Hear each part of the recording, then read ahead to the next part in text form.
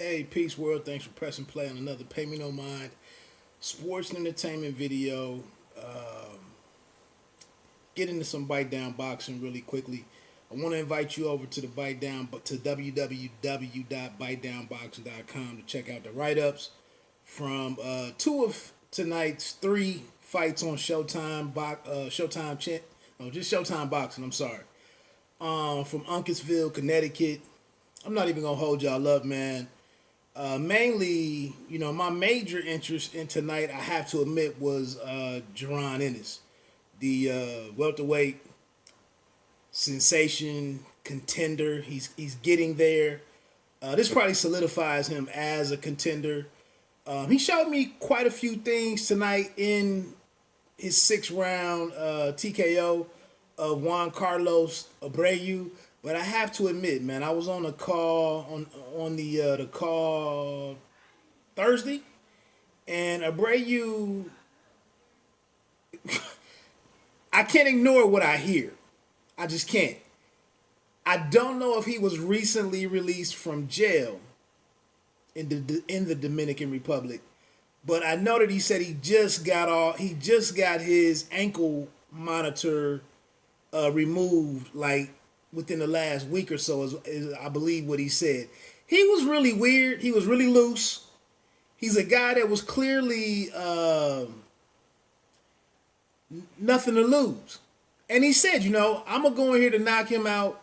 Either I'm going to knock him out or he's going to knock me out. I don't really care. I mean, he was laughing and jovial and joking around and was just carefree.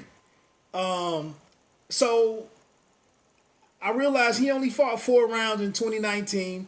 I was excited about this fight because he had decent moments against Mean Machine, Egis Kavaliauskas, who was a former Terrence Crawford opponent, as well as, I think it's Alexander Vesputin, who's like a WBA, one of them titles over there.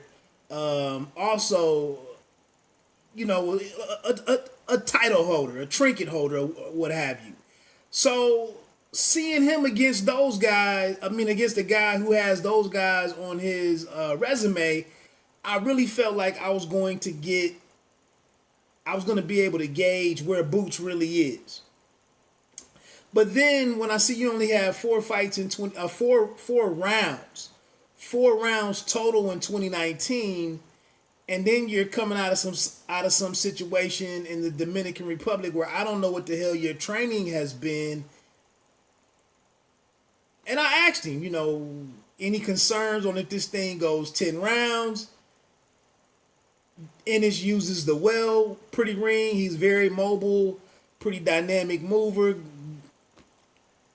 Any concerns there? Did you have a chance to spar anybody? Like, what's your level of preparation coming into this thing? And you just don't know. You remember the kid that was I can't remember who the guy was supposed to fight. Mariaga, I think. The guy that was supposed to fight him that came over from the Philippines. The dude was like 13 pounds overweight. So we get here. That was Thursday. The weigh-ins were Friday. Abreu was 3+ pounds overweight. Didn't get down to the 140s. I don't even think he really tried to do anything in the 2 hours that he was given.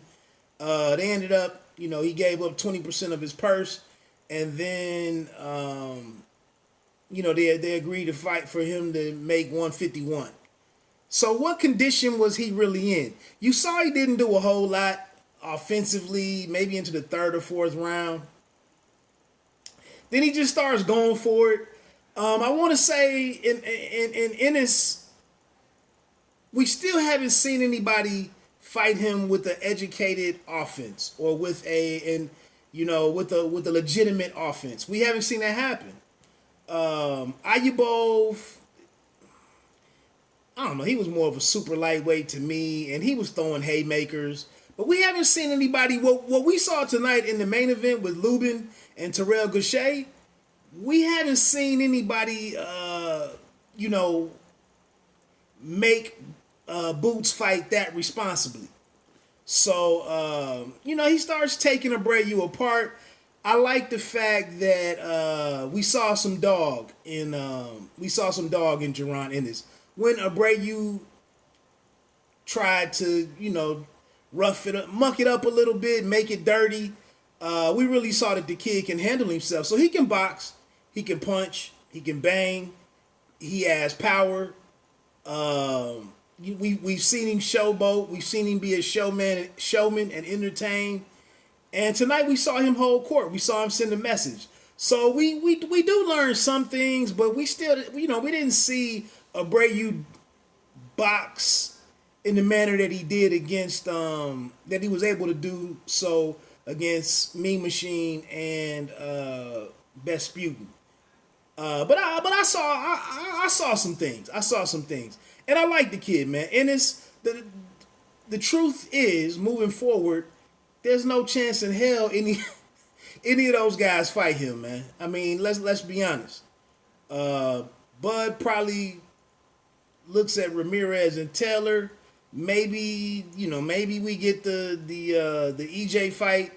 EJ does his thing and moves on to super welterweight. Nobody wants that headache, man. It's gonna be the same situation with Porter and Thurman standing there, having positioned themselves to get a shot at Floyd, and Floyd was like, "I'm going to fight tension, the tensions of the world." King Tug and Kobe Brady. Shout out to Brady, man. He went down early twice. Barry Hunter rarely has the more talented guy, and he just wills these dudes across the finish line. I know Brady also has his coach. I believe his name was Floyd. I didn't think the fight was as close as the judges had it, but decent outing from King Tug. I like Tug. I don't know if he's a difference maker. And then this being at featherweight, I think Navarrete could be the man at featherweight. He has the fight coming up for the vacant WBO title against Ruben Villa, which is a really interesting fight in my opinion. But I think, and I'm not even thinking of who the other two featherweight.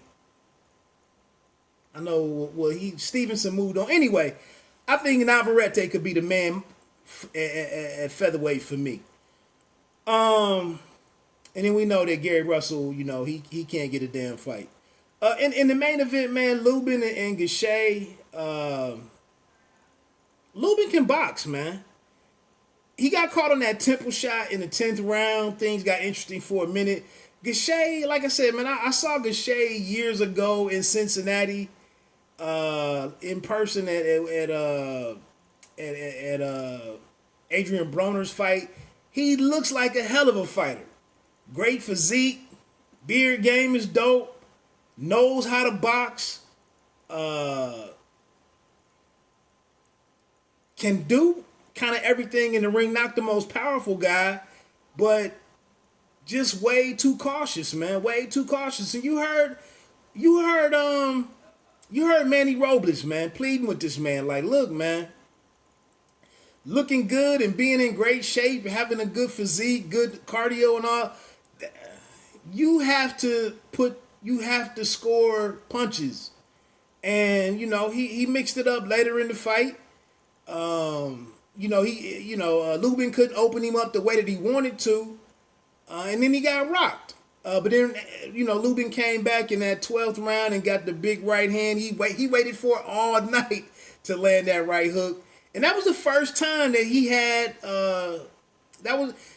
Gallimore on the ropes and in the corner a couple of times when he dominated Gallimore. Gausha was very smart to keep the fight in the center of the ring and use his boxing ability. I mean, they stood with their lead feet, 2.5, 3 inches apart. And it was just a very measured fight, man. But I think, Lubin, I thought he won it easily. And, Gausha, it was weird for him to be backing up in the 10th and final round. In the 12th, in the second half of that round. And then, he gets hurt. And, that's the end of it. So, decent night. Decent night of action, man. I want to see what these numbers are Monday or Tuesday when they start rolling that out there and seeing if this moved the needle at all. Again, check me out over at www.bitedownboxing.com. A little bit more in-depth thoughts on the fights for the 2 articles that I posted. I might put them down in the description.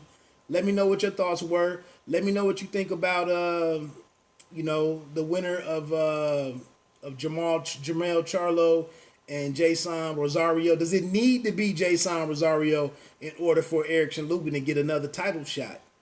Let me know what you think about Boots and what his future is at welterweight.